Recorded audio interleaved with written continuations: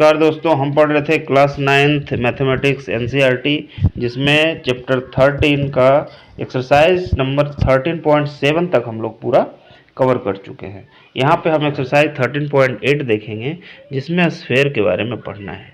तो स्फेयर जान लेते हैं क्या है। अभी हमने पढ़ा क्यूब के विषय में पढ़ा, फिर हमने क्यूबॉइड के विषय में पढ़ा, फिर हमने सिलेंडर के विषय में पढ़ा, फिर हमने कोन के विषय में पढ़ा। यहाँ पे जब स्फेयर के विषय में पढ़ना है तो उसके विषय में जान लेते हैं। तो स्फेयर का सरफेस एरिया तो हम लोग जान चुके हैं। यहाँ पे वॉल्यूम के विषय में ज़्यादा प्रश्न होगा। तो देखिए स्फेयर क्या होता है। तो फुटबॉल गेंद आप देख रहे हैं वो स्फेयर है। अब इसका आधे से अगर काट लिया जाए तो यह इस प्रकार का कटोरा टाइप का बन जाता है, और यह जो होता है वो सेमी स्फेयर कहलाता है। इस तरह से आर रेडियस का एक स्फेयर अगर है तो इसका वॉल्यूम हमें निकालना है। अब इसका वॉल्यूम तो उच्च कक्षाओं में आप निकालने के लिए देखेंगे थ्योरी रूप से कैसे निकलता है, लेकिन यहाँ पे अगर हम प्रयोग करें तब भी इसका वॉल्यूम हम निकाल सकते हैं। अब देखिए, एक मान लिया कि आर रेडियस का एक आपके पास बॉल है, और पूरी ये बॉल है जिसका रेडियस जो है आर है। इसमें पानी डालेंगे, पानी डाल के देखेंगे कि कितना पानी आता है। उस पानी का जो पानी हम डाल रहे हैं उसका हमें तो वॉल्यूम पता है पहले से, तो वी लिखेंगे हम। एक हम फार्मूला सेट करने जा रहे हैं कि इसका आयतन होता क्या है। तो एक छोटे वाले का तो आ गया वी, मतलब अर्धगोले का आ गया वी।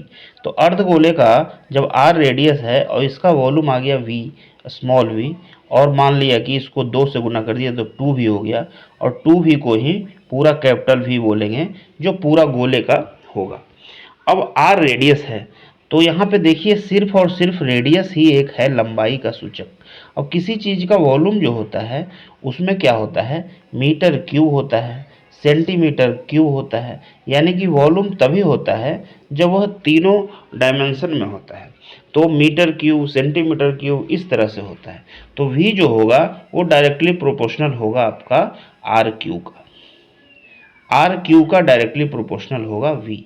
अब इस प्रकार से हम देखते हैं बार बार कि अलग अलग रेडियस के पात्र में क्या होता है। तो अलग अलग रेडियस का पात्र जब हम देखते हैं अर्धगोले को, तो उसमें देखिए वी निकालते हैं, यानी कि 2v निकालते हैं। जितना इसका वॉल्यूम है उसका दुगना कर देते हैं तो वह v के बराबर हो जाता है। ठीक है, तो यह गोले का मतलब आयतन। तो इस प्रकार से v और डिवाइडेड बाई r1 क्यू जब करते हैं हम, तो यह जो आता है वो एक कांस्टेंट के बराबर आता है, और यह कांस्टेंट जो है 4/3 पाई के बराबर होता है। अब इस कांस्टेंट को अगर हम रख दें तो क्या होता है, v इज इक्वल टू क्या होगा, v is equal to 4/3 pi r cube. देखिए c के जगह पे 4/3 पाई रख देंगे हम, तो यह आर क्यू इधर जाएगा, तो v का वैल्यू आ जाएगा 4/3 पाई आर क्यू। इस तरह से देखिए गोले का जो आयतन होता है वो होता है 4/3 पाई आर क्यू, और ये आप ध्यान में रखिए। इस तरह से इसका कर्व सरफेस एरिया होता है। देखिए पानी का बूंद जो होता है वो गोले के आकार का होता है, और इसका कर्व सरफेस एरिया सबसे कम होता है। इस वजह से ये गोले के आकार का होता है, क्योंकि सेम आयतन का, सेम वॉल्यूम का अगर कोई दूसरा बन रहा है, घन बन रहा है, घनाभ बन रहा है, क्यूब, क्यूबॉइड, कोन, सिलेंडर, कुछ भी बन रहा है, तो उसका सरफेस एरिया ज़्यादा हो जाएगा, जबकि गोले का सरफेस एरिया सबसे कम होता है। और पानी जो है अपने पृष्ठ तनाव के कारण अपना सबसे छोटा सरफेस एरिया बाहर रखना चाहता है। इस वजह से पानी की बूंद अगर वायुमंडल में छुटा हुआ है तो वह गोलाकार अपना फॉर्म ग्रहण कर लेता है सरफेस टेंशन के कारण। और सरफेस टेंशन के कारण क्यों करता है, तो बाहर के परत को सबसे मिनिमाइज एरिया रखना चाहता है वो, और सबसे मिनिमम एरिया जो होता है वो स्फेयर का ही होता है। अगर क्यूब होगा, क्यूबॉइड होगा, तब उसका सरफेस एरिया स्फेयर से ज़्यादा हो जाएगा सेम वॉल्यूम में।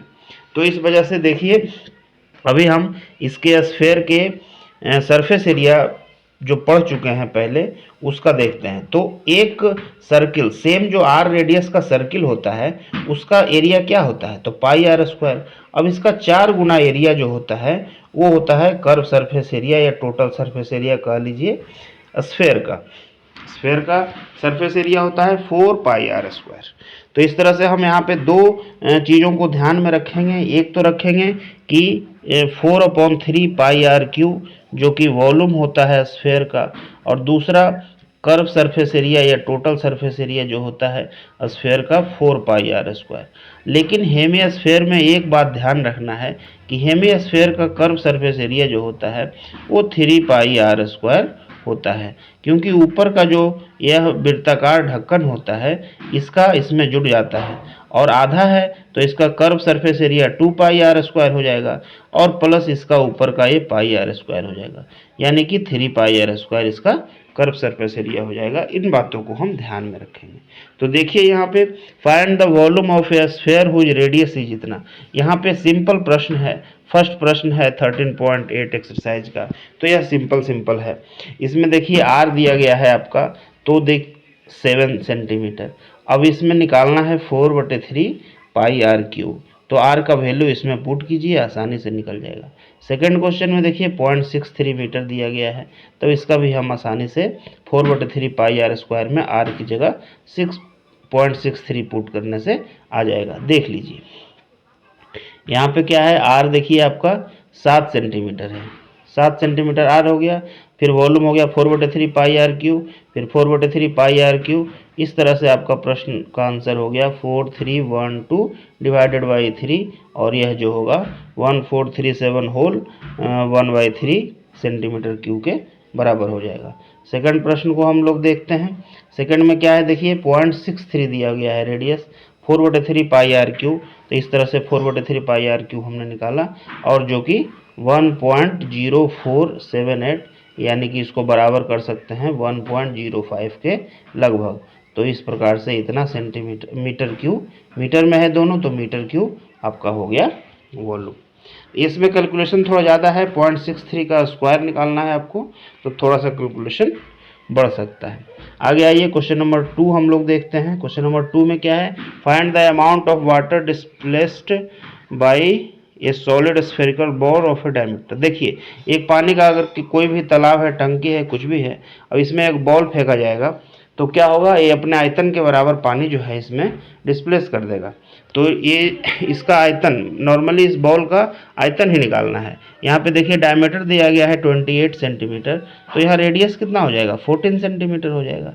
तो सेम टू सेम जो हमने क्वेश्चन नंबर फर्स्ट में किया वो सेम टू सेम करेंगे। देखिए कैसे करेंगे, तो यहाँ पे देखिए 14 सेंटीमीटर आपका दिया गया है, इसका 14 सेंटीमीटर आपका दिया गया है डायमीटर, तो 7 सेंटीमीटर इसका रेडियस हो जाएगा। 28 सेंटीमीटर दिया गया है डायमीटर, तो 14 सेंटीमीटर इसका रेडियस हो जाएगा। अब रेडियस जब 14 होगा तो इसका देखिए 4/3πr³ कितना होगा, तो 4/3π 14 का क्यूब। तो इस प्रकार से आपका जो आंसर है 11498 होल 2/3 सेंटीमीटर क्यूब आ जाएगा। अब देखिए दूसरे प्रश्न में आपका रेडियस कितना दिया था, तो 0.21 दिया हुआ था, तो इसका डायमीटर दिया गया था, तो रेडियस कितना आ जाएगा, इसको 2 से भाग दे देंगे तो 0.105 आ जाएगा रेडियस। और इस तरह से 4/3πr² निकाल देंगे। इसमें देखिए 0.105 का स्क्वायर निकालना है, ये थोड़ा लेंदी है, तो आप इसको कैलकुलेशन करके निकाल लीजिएगा। इसका आंसर आएगा 0.004851 मीटर क्यूब। तो इस प्रकार से दोनों प्रश्न को हमने सोल्व किया। आगे क्वेश्चन नंबर 3, 4 ये सब लेकर के हम आएंगे। तब तक के लिए नमस्कार, धन्यवाद।